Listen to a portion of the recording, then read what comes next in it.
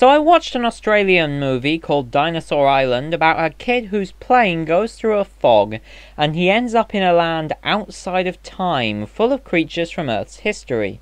And to survive, he teams up with a young paleontology student called Kate, who appeared in the land from 1955. There were things that I liked about this film.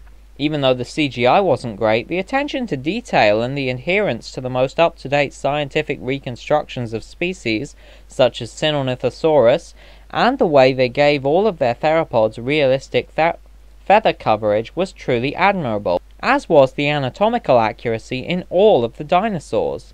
The music was great, and I really loved the designs of the fungus monsters.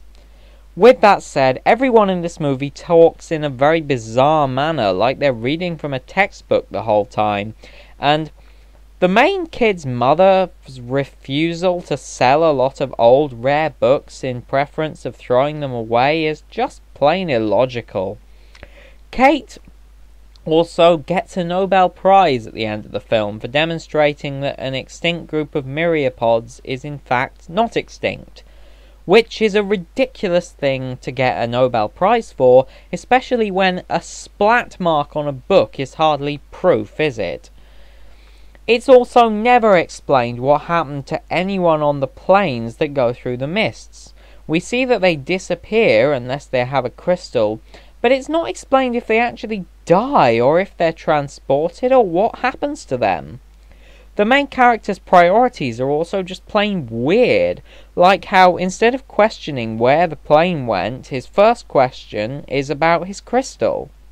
And the concept of a Sinornithosaurus scaring a T-Rex is just stupid.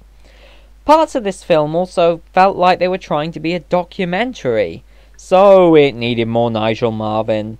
They even cast a guy who looks like Nigel Marven as the protagonist's dad, so why not just get Nigel Marven? The main character is presented as a geological super genius as well, but his knowledge of basic paleontology is pretty much non-existent, and he ends up coming across as an idiot half the time. So 3 out of 10 overall. I, as a geologist and paleontologist myself, do not recommend this film.